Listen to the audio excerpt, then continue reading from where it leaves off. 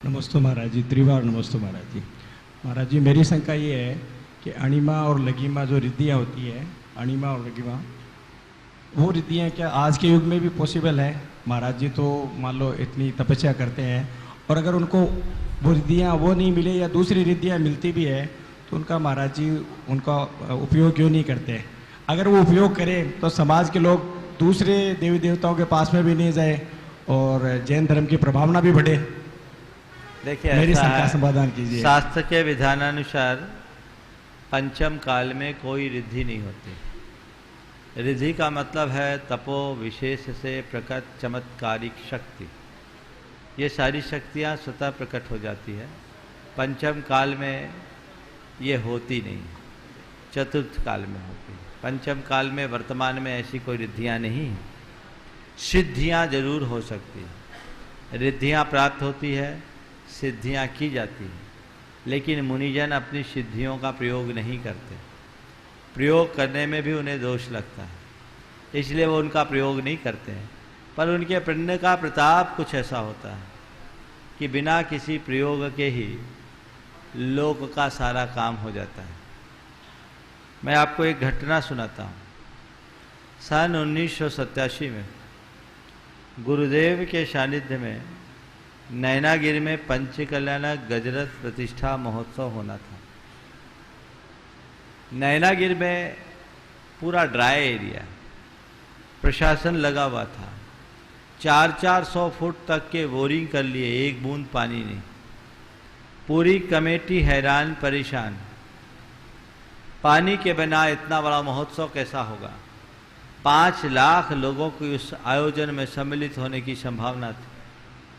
इतने बड़े आयोजन में पानी के अभाव में आखिर क्या होगा। लोग परेशान थे और कमेटी के लोग गुरुदेव के चरणों में आए। आयोजन में 2 दिन की देर थी। मैं गुरु चरणों में ही बैठा था। उन दिनों में क्षुल्लक अवस्था में था। और जब गुरु चरणों में उन्होंने कहा कि महाराज जी पानी के बिना क्या होगा, ये बड़ी चिंता है। गुरुदेव ने बहुत सहजता से कहा, चिंता मत करो, प्राणी अपने साथ खुद पानी लेकर आएगा। चिंता मत करो, प्राणी खुद पानी लेकर आएगा। गुरुदेव से आशीर्वाद लेकर वो लोग लौटे।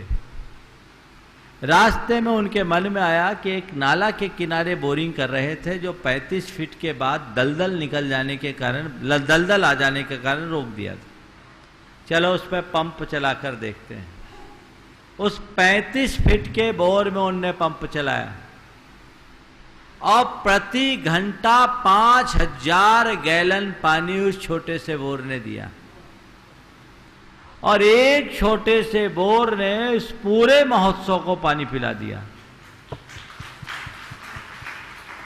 5 लाख से ज्यादा लोग उस महोत्सव में सम्मिलित हुए। गुरुदेव के द्वारा उसी महोत्सव में पहली आरिका दीक्षा दी गई थी 10 फरवरी 1987 को। आरिका गुरुमती, दृढ़मती आदि 11 आरिकाएं थी और बहुत बड़ा महोत्सव था। उस छोटे से बोर ने सबको पानी पिला दिया। महोत्सव के समापन के बाद 10-20 हजार लोग बैठे थे, रुके थे। दूसरे दिन तक पानी मिला और तीसरे दिन जब मोटर चलाया वहाँ कोई पानी नहीं निकला। लोगों ने पूछा पानी का क्या हुआ? बोले जो पानी लाया था वो पानी ले गया, जिसके लिए पानी आया था उसका पानी हो गया। ये गुरुजी ने कोई मंत्र तंत्र से किया, ऐसा नहीं। महान आत्माओं के पुण्य के प्रताप से स्वतः सारी अनुकूलताएं प्रकट हो जाती है। मैं दूसरी घटना सुनाता हूं।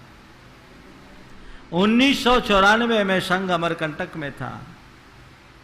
अमरकंटक में जो अपना सर्वोदय क्षेत्र बन रहा है वो भूतल से 120 फीट हाइट पे है।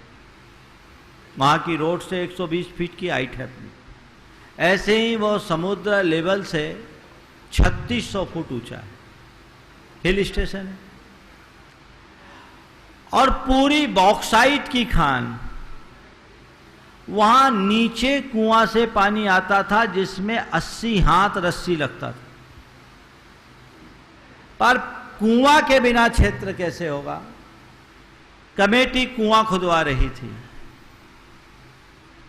48 फीट कुआं खुद गया। पानी तो दूर की बात, मिट्टी में नमी तक नहीं आई। मैं उन दिनों गुरु चरणों में ही था। वहां के संस्थापक अध्यक्ष थे उदय चंद जी। उनने बोला, महाराज क्षेत्र का क्या होगा? आज 17 मई हो गई है, बरसात आने वाली है, प्रतिदिन 1 फुट बमुश्किल खुदता है और पानी के कोई लक्षण नहीं है। अब क्या होगा? संयोग था उस दिन गुरुदेव का आहार उन्हीं के चौके में हुआ। मैंने उनसे पूछा, आहार तो तुम्हारे ही यहां हुआ? बोले हाँ हुआ। हमने पूछा, गंदोदक का क्या किया? बोला महाराज समझ गए।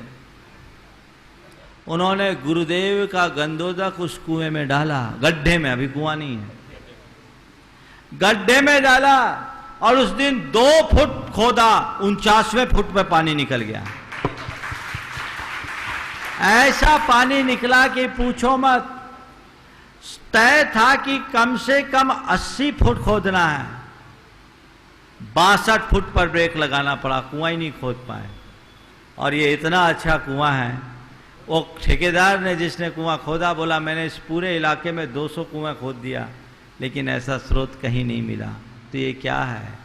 महान आत्माओं की ऊर्जा का प्रताप है, जिनके भीतर साधना होती है, तप का तेज होता है, उनके साथ शक्तियां अपने आप जुड़ जाती। गुरु जी की बात आ रही है। एक और बात कह रहा हूं। 1993 में रामटेक का चातुर्मास था, मैं गुरु चरणों में था।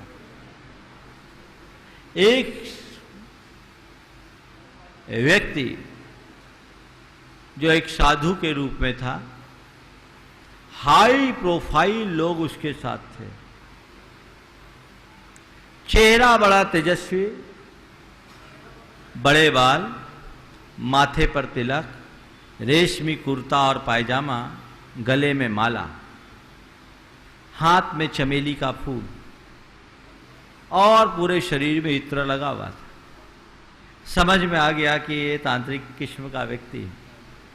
गुरुदेव के चरणों में वो आधा घंटा बैठा। अब महाराज ने बस आशीर्वाद दिया, ना इनने कुछ बोला ना उनने कुछ बोला। और उनकी तो आदत है, उनसे जब तक पूछो नहीं तब तक बोलते नहीं। और वहां से आधा घंटे बाद वो व्यक्ति मेरे पास आया, मैं बगल में ही था,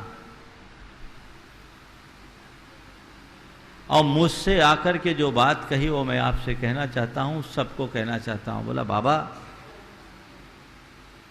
आपके बड़े बाबा में तो दिव्य शक्तियां हैं। क्या बोला? बोला, महाराज बाबा, हम जिनके पीछे भागते हैं वे सब इनके इर्द गिर्द घूमती है, पर ये उन्हें नजर उठा करके भी नहीं देखते। बोलिए आचार्य विद्यासागर जी महाराज जी की। ये अद्भुत शक्ति है। तो समझ गए। तो हम अगर ठीक साधना करेंगे तो स्वतः सब आएंगे। भगवान महावीर का वचन, धम्मो मंगल मुख्यम अहिंसा संयमो तवो देवा विजस नमन संति तस् धम्मे सयामनो। यदि हमारे हृदय में धर्म प्रतिष्ठापित होगा तो देवता खुद नीचे आकर के अवतरित होंगे। हमें देवताओं को बुलाने की भी आवश्यकता नहीं पड़ेगी। नमस्ते। वाह।